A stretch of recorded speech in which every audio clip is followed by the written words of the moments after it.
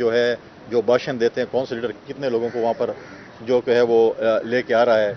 तो मैं नहीं समझता कि हमेशा खैबर पख्तूनख्वा की आवाम को इस्तेमाल किया गया है, हमेशा खैबर पख्तूनख्वा की आवाम को टूल बनाया गया है, हमेशा खैबर पख्तूनख्वा को इन्होंने अपने ज़ाती सियासी मफादात के लिए इस्तेमाल किया है। आज आप देखेंगे एक गाड़ी भी नहीं होगी, जितने यहाँ के लीडर हैं शायद एक दो गाड़ियों में जो है वो आ जाएँ और कहें कि हमने जलसा करना है और आके उन्होंने हमें वहाँ पर हमारे लोगों को भाषण देना है। अदरवाइज़ कोई मुझे नहीं लग रहा। मैं कल से परसों रात को यहाँ पर आया हूँ और कल तो मैं कहीं पे भी नहीं देखा था कि मैंने सुना हो किसी मीडिया के दोस्त से कि यहाँ पर कितने गाड़ियों का काफिला सवाबी जा रहा है, जहाँ पर एक जलसा है। तो कोई चीज़ नहीं है, हमेशा इस्तेमाल हुआ है। लिहाजा ये कुछ चीज़ें थी जो मैंने आपसे डिस्कस करनी थी, ख़ासकर जो हमारा लॉ एंड ऑर्डर सिचुएशन थी। आज अल्लामा इकबाल के दिन की मुनासबत से भी था और एक अफसोसनाक वाक़या भी आज सुबह पेश आया।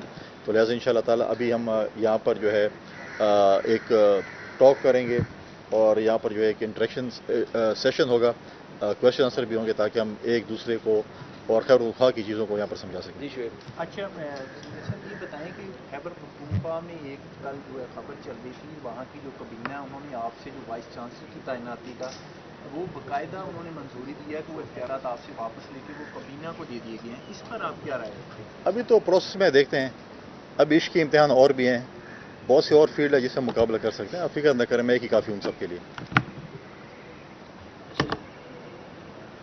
और thank you ji, thank you.